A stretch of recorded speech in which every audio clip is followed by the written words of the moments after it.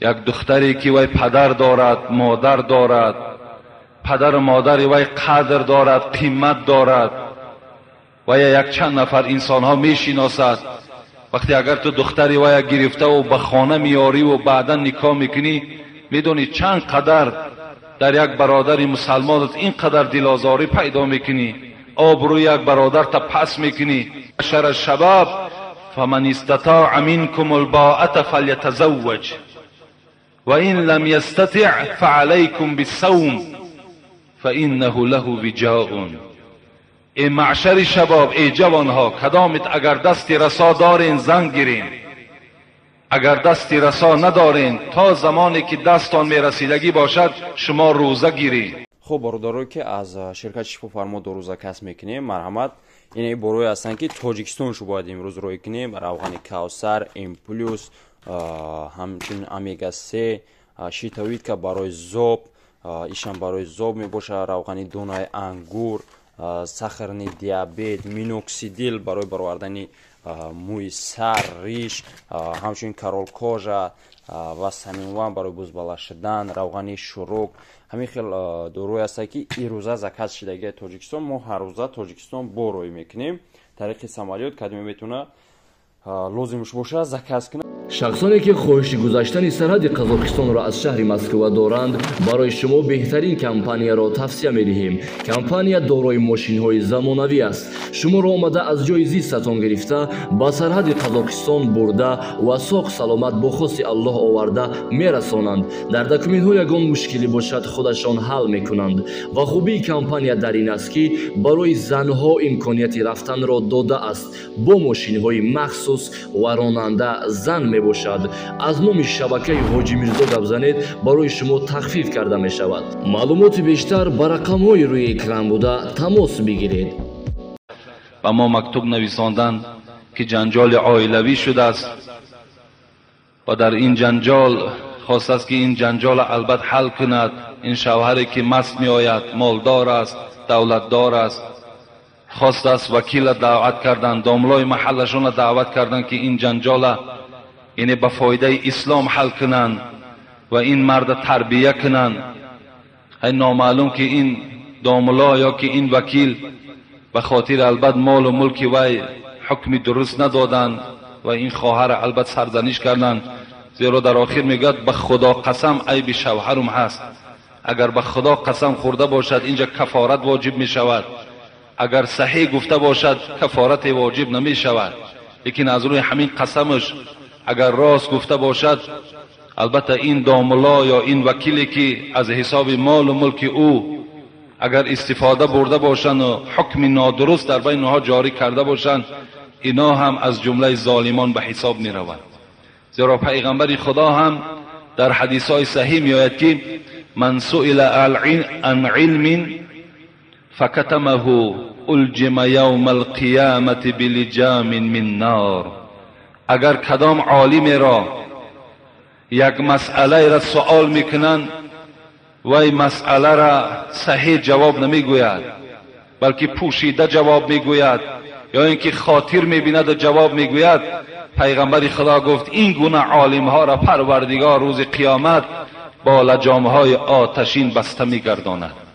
برای من هر کسی که اگر در این گونه قضیه ها اشتراک میکند، اگر دارد علم و سواد حکم کند، ندارد از همه بهترینش همین است که گوید که من نمیفهمم یا من سواد ای را ندارم یا فلانی را دعوت کنید، با این حال البته جانش خلاص کند. این برای او فایده آور است. که بسیار از این گونه انسان هایی که البته از حساب مالداری و دولتداریشان چه زن باشد چه همسایه ها باشد خیلی آزار میدهند و بسیار انسان های را ما هم میدانیم امروز که حتی که برای خاطر دولتدار بدن او باور کن با او داملا هست، ایشان از شیخ است، با او یک صحبت های میکنند، چی صحبت های بی معنی میکنند، یکدیگر را در آغوش میگیرند، با یکدیگر چی دستزنی ها دارند، حالان که وی تماما بیچاره در بالای جای نماز برآمدگی نماز خواندگی نیست، فقط پول دارد، مال دارد، منصب دارد، به او خاطر همانها را چیکار کردن؟ از دنبه اونها دویده و از برای 4 سومی اونها شده دین آیینش فروخته گشته است. یک قصه در همون انیس الجلیس می آید، بسیار قصه عبرتگیری هست. می گوید یک مرد با دولت یک همسایه فقیر داشت. روز می گوید این فقیر گاوی داشت، گوساله زایید. این آدم با دولت درکدار شد که گاوی همسایه‌اش، گاوی این آدم فقیر گوساله کرده است. درو قاضی همون زمانه هم کدام پارخری بده است، این دولتدار میگد به همون قاضی مراجعت کرد که یا حکم برار که همین گویا که همین گوساله از اسب من زاییده شده است.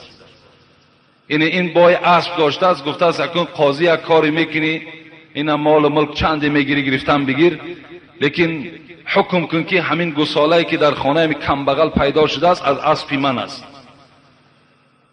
قاضی فریاد میکند فقیر و آدم دولتدار، مرافعه سعودی را تشکیل میکنند، میگوید که همین گوساله تو از اسب انا همین است. این فقیر میگوید چگونه آخر، دلیل ها در کجاست؟ میگوید چشم های گوساله رنگ چشم های اسب است. و بین میگوید گوساله تو هم 4 پا دارد، اسب هم 4 پا دارد. بیچاره آدم فقیر کسی به دادش نمیرسد، حکم میکنن گوساله را میدین آدم دولت داره.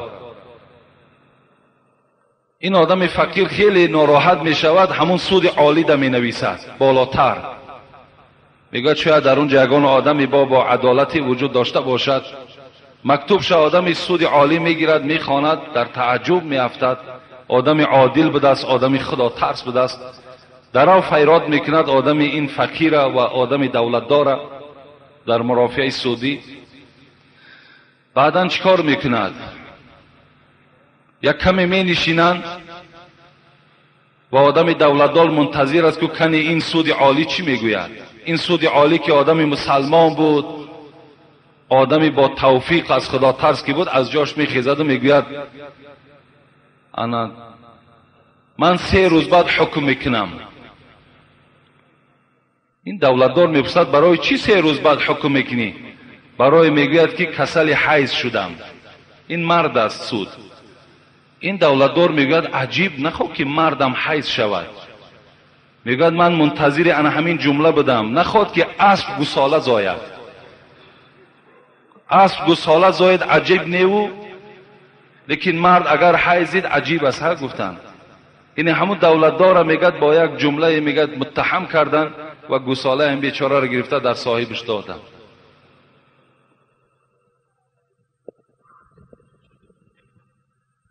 اینجا یک شعر نویساندن، ما شعر تحلیل نمیکنیم. بسم الله الرحمن الرحیم. السلام علیکم استاد عزیز حاجی میرزا. مرده 100 ساله در تابوت هجران بوی گرفت، مرده شوی می بایدش زنده در گورش کند.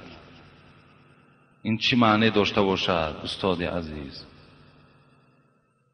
اینا اگر شاید این فکری منم غلط باشد، لیکن مرده 100 ساله در تابوت هجران بوی گرفت، ما مرده کسی را میشماریم که پیغمبر خدا میگوید مثل الذي يذكر ربه والذي لا يذكر ربه مثل الحي والميت. کسی که اگر در یاد الله است، کسی که اگر در دین اسلام است، کسی که مسلمان است وی زنده است. کسی که اگر ذکر نمی کند، کسی از یاد خدا غافل است وی در قطار مرده ها است. شاید این مرده 100 ساله همون انسان باشد که در عمرش خدا را عبادت کردگی نیست و این تابوت همین دنیا باشد. این یک مرده هست که در همین دنیا زندگی دارد، مرده شوی می بایدش تا زنده در گورش کند. کنی یک عالم در کار میگد که این تبلیغ کند، این هدایت کند، این راست کند و بعد برده در گور جاش کند. ممکن هم تا معنی داشته باشد.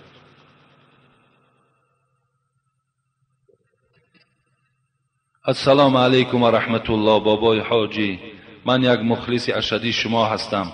یک سوال دارم، التماس جواب دهید. من یک جوان خدا ترس هستم. حاضر به کجایی که خواستگاری روی بسیار سر و پاه می فرمایند. دست ما نمی رسد.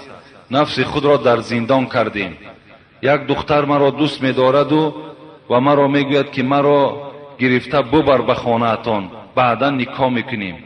من همین خیال کنم در نزد خدای خود گناهگار می شوم یا نه؟ التماس جواب دید که بسیار ضرور است. البته انسان گناهگار می شود وقتی که این یک حساب جنایت است. وقتی که شما مثال یک دختری که وی پدر دارد، مادر دارد، پدر و مادر وی قدر دارد، قیمت دارد و یک چند نفر انسان ها می شناسد، وقتی اگر تو دختری وی گرفته و به خانه میاری و بعدا نکاح میکنی، میدونی چند قدر در یک برادر مسلمان اینقدر دلازاری پیدا میکنی، آبروی یک برادر تا پس میکنی. شر الشباب فمن استطاع منکم الباءة فلیتزوج و این لم یستطع فعلیکم بالصوم فانه له وجاء. ای معشر شباب، ای جوانها، کدامت اگر دستی رسا دارین زن گیرین، اگر دستی رسا ندارین تا زمانی که دستان میرسیدگی باشد شما روزه گیرین، زیرا روزه شهوت شما را میشکند و شهوت شما را دور میگرداند. و الا به این عمل هیچگاه شما دست نزنین که وقتی دعای پدر و مادری در حق تو نباشد این چگونه زندگی میشود، این چگونه بخت میشود. لیکن از همه اون پدر و مادرها، از همه شما برادرای عزیز، ما مراجعت کردنی هستیم که امروز همون برادرای مسلمانی که خانه شما خواستگاری می آید، حبیب خدا میگوید خیر النکاح ایسرهن، بهترین نکاح همون نکاحی هست که اگر همون سر و پایی که گفته است همون کم باشد. شما اونقدر مشکل نگیرین، اونقدر وزنی نگیرین. شما فقط به همون جوان نگاه کنید که اگر جوان نمازخوان باشد، بچه خدا ترس باشد، با او مثال با یک مقدار کم هم که باشد با او نکاح کرده دهید. این برای شما بهتر میشه. زیرا پیغمبر خدا میگوید سراسیمگی خود از شیطان است، لیکن در 5 حالت باید که شما سراسیمه باشید. یک تاش همین است که وقتی دخترهای شما به بلاغت رسیدند در حال ویها را شوهر دهید. دیگر مال بسیار نگاه نکنید، زیرا منتظر مال بسیار میشوید. این دختر است، وسواسهای شیطانی وجود دارد، میبرد به یک مرد بیگانه، گپ و گزار میکند، بعد عاقبت شما را شرمنده میکند. دیگر در هیچی که راضی هم که میشوید کسی دیگر باید خواستگاری نمیکند. از این خاطر با همون مال کم هم که باشد، جوانی خوب باشد، جوانی اگر عملهای صالح داشته باشد، دهید انشاءالله شما ثواب بگیرید، بسیار نیک میشود. و حتی همون یک بار من گفتم شما گویم که خنده هم کردین، لیکن این خنده نیست. اگر کدامت که میبینین اپای به شوهر دارین، مادری به شوهر دارین، مامای به شوهر دارین، پر از مردها موی سفیدای زنگیر، شما پیشنهاد کنید، گوید ما همین خیل اپا داریم، همین خیل مادر داریم، همین خیل مامه داریم، مرحمت آمده گیرین. گوید این وظیفه مسلمانی هر کدام ما است، این عیب نیست.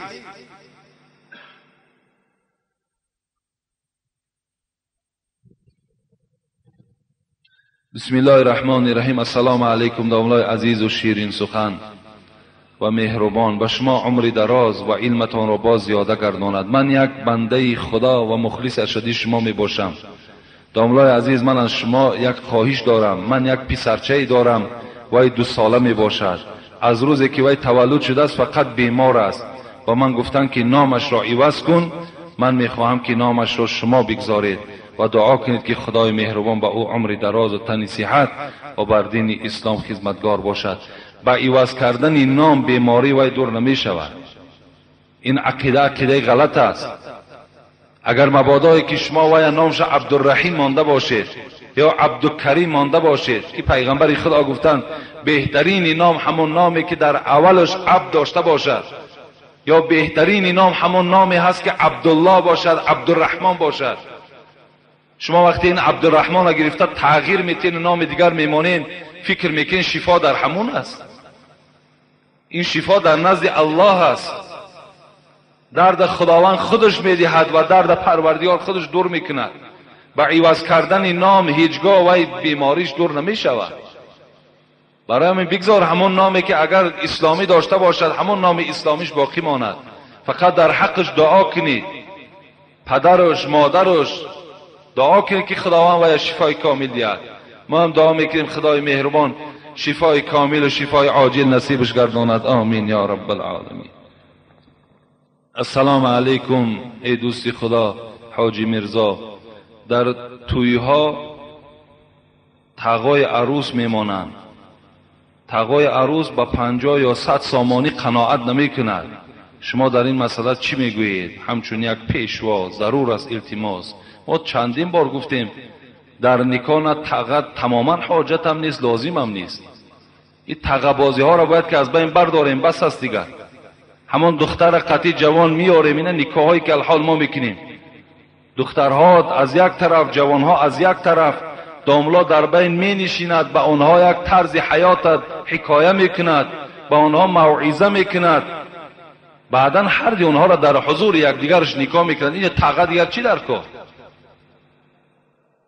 این تقه بازی و شاهد روان کن و بعد میآیند دخترها گفتن که تا 50 سوم ندهی اگر راضی نمیشیم. این از بی‌غیرتی شما میشود. شما غیرت اسلامی تان بدر کنین و همون دخترهایی که در اطراف دخترتون جمع میشود اونا را نگذارین که آنها صحبتی بلند کنند. اونا کی هستند؟ شما پدر و مادرین، شما جوابگر هستین. این غمخواری برادر مسلمان کجا میشود؟ یک برادر خانه تو خواستگاری می آید، یک روزی خرسندی، روزی نیک با یکی از سنت های پیغمبر چنگ میزند، تو به ذمه وی میگذاری 100 سامان ده، بعد دختری من هم میگوید. این گناه هست آخر. اینا را باید که ما اکنون زمان آمده است آیسا آیسا از بین دور کنیم. یک موی سفید او روز چی میگن؟ میگن همه حاجی بابا مثلا می عرف عادت ها را نرسین، بانن می عرف عادت ها بیستد. من گفتم اگر همین رنگ توار پیشواها باشد همین مردم بیچاره دیگر همه قرضدار میگردند. آخه عرف عادت این نص قرآنی است، نه احادیث های پیغمبر داخل می شود. این عرف عادت ها میان مردم کند آخر. این عرف عادت ها را باید گم کردن در کار. تقا 100 سامان، دخترها 100 سامان، شهدها 100 سامان، از کجا میارین؟ این عرف عادت های ما و شما. همون شب نکاح بهترین صورت شمین است که اولا شما خدا را شکر گویین که در خانه شما یک مسلمان قدم میماند و دختر شما را با یک نکاح اسلامی میبرد. شما این در اول شکرانه کنین و دوم تمام همون ترتیب اسلامی را جاری کنین. همون دختر را پیشکی شنانین، گویین که همین بچه هم همین خیل نکاح باید همین خیل صورت گیرد.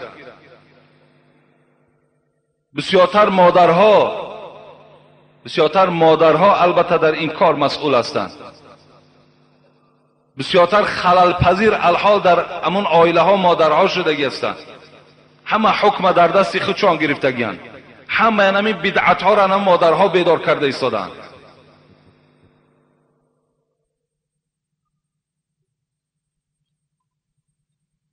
السلام علیکم اکای حاجی مرزا، التماس با این سوال های من جواب دهید. در وقت نام پیغمبر صلی الله علیه و سلم گرفتن سجده میکنن، آیا جایز است؟ جایز نیست. وقتی نام پیغمبر که گرفته شد ما و شما دور نمیریم، ما از فتواهای مذهب ابو حنیفه دور نمیرویم. اگر مجموعه الفتوا را ما و شما نظر کنیم، حتی همون تعظیمی که ما در نام پیغمبر میکنیم همون در انسان میگه گناهکار میشود. تعظیم فقط از برای الله میشود خلاص. باید که نام رسول اکرم در کجایی که شنیدید چی میگوید؟ صلی الله علیه و سلم. انا این واجب است. اگر این ترک کنید شما گناهکار میشوید. اگر نام پیغمبر رو شنیدید از جاتون خیستید و صلوات نگفتید، در اون خیستگیتون شما هیچ اجر نمیگیرین، شما گناهکار میشوید، زیرا صلواتش واجب است. صاحب فتوای مجموعه الفتوا میگوید در معرکه های اسلامی که برگزار میگردند 2 و یا زیاده خوراک تیار کردن درست است یا نه؟ درست نیست، لیکن چیکار کنیم؟ امروز فاتحه دارین 11-12 خوراک میپزین، کدامت پیش همین کارا گرفتین؟ کدامت پیش همین کار گرفتین که من نگذاشتم که در خانه من فاتحه شود؟ میدونین نه فاتحه ها در 11-12 خوراک برای زنها میپزند. این اسراف نیست؟ انا این اسراف ها هست که خداوند همون برکات ما و شما را گرفته.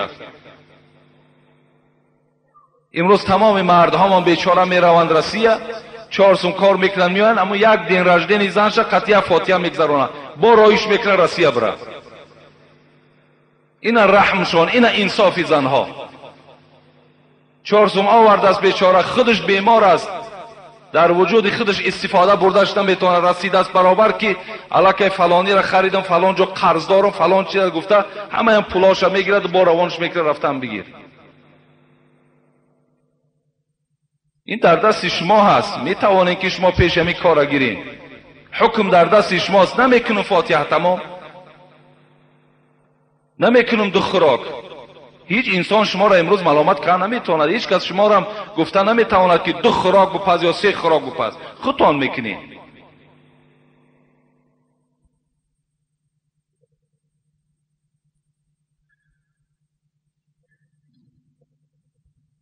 السلام علیکم دامنای عزیز و مهربان. من از شما خواهش دارم که شما همین سوال مرا با پررگی جواب گردونید. من در مکتب میخوانم، نماز پیشین را در 25 کم ماندن میخوانم. همین درست است یا نه؟ با احترام مخلصی دائمی شما هستیم. درست است. اگر شما در 20 کم اگر نماز پیشین خوانید و از پی کارتون شوید، از پی درستون شوید، البته صحیح است، درست است. السلام علیکم داملای شیرین سخن اکای حاجی مرزا. خطبه چیست؟ خطبه این حمد خدا را گفتن خطبه میگن. خطبه امام میبراید در بالای منبر و یک خطابه میکند، یک موعظه میکند، همین خطبه میگوید. خطبه خواندن این از کلمه همون خطابه هست، خطاب کردن است.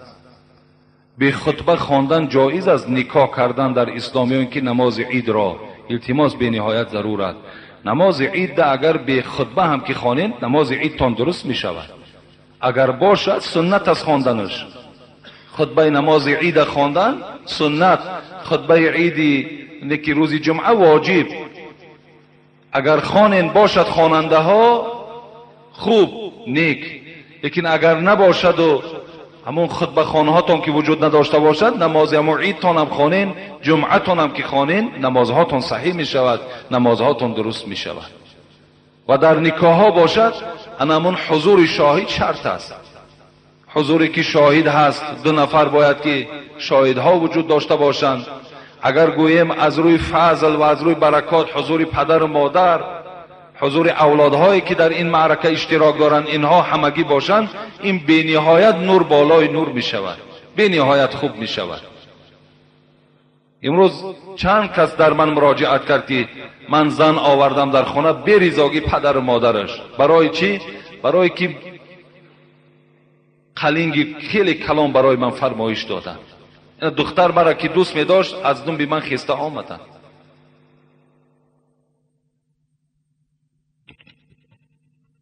السلام علیکم داملای عزیز. با این سوال من التماس جواب دهید. شخصی هست زنا میکند، باز میگوید که زنا راحت دنیا هست.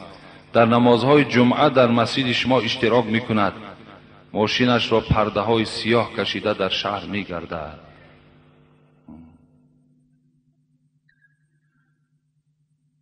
ما در باب زنا صحبت داشتیم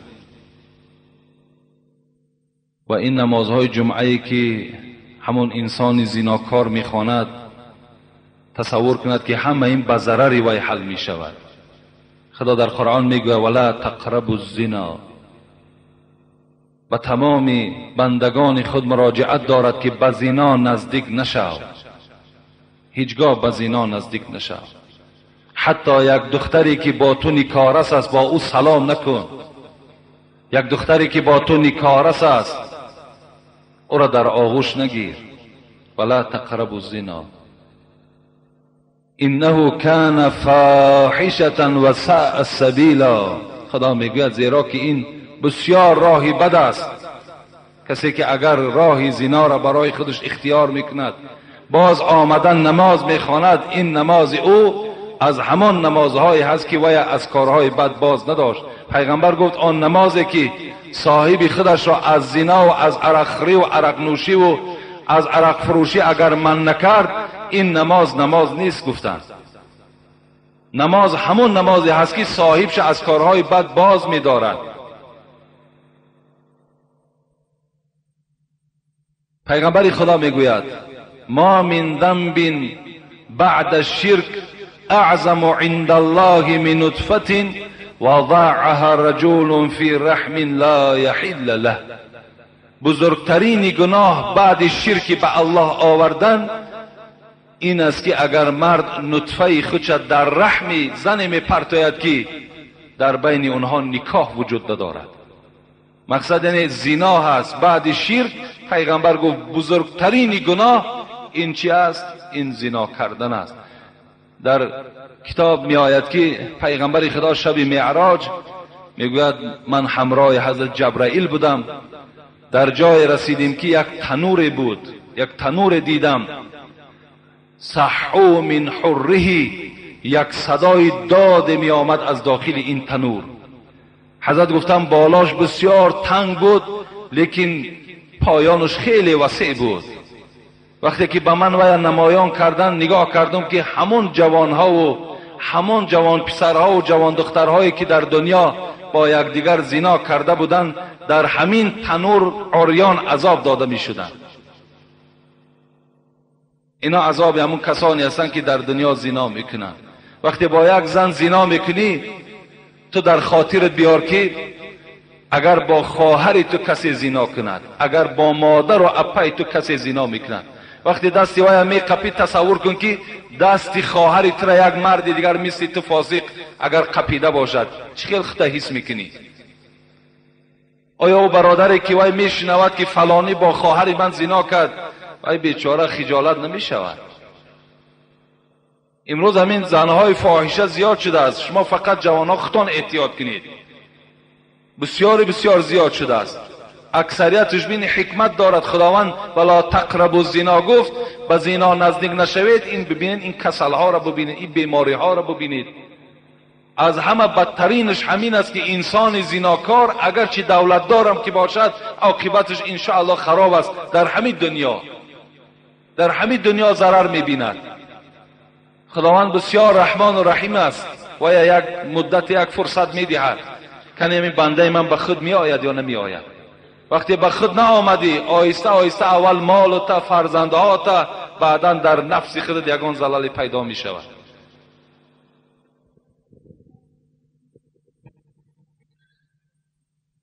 السلام علیکم داملای محترم عزیز و گرامی، التماس با سوال من پاسخ دهید. چند روز پیش در دهه ما داربازها آمدند بعد آنی که از مردم طمع میکردند که با حق رسول خدا یگان مبلغ دهید، باز میگفتند که با حق علی شیر خدا که داربازی از او مانده است. آیا حضرت علی دارباز بودند؟ نه، دروغ میگویند. حضرت علی مجاهدی در راه الله بود. این داربازی همه اینا یک هنری هستند که اینا مثال الحال برآمدن. به حضرت علی این چی تعلقت دارد؟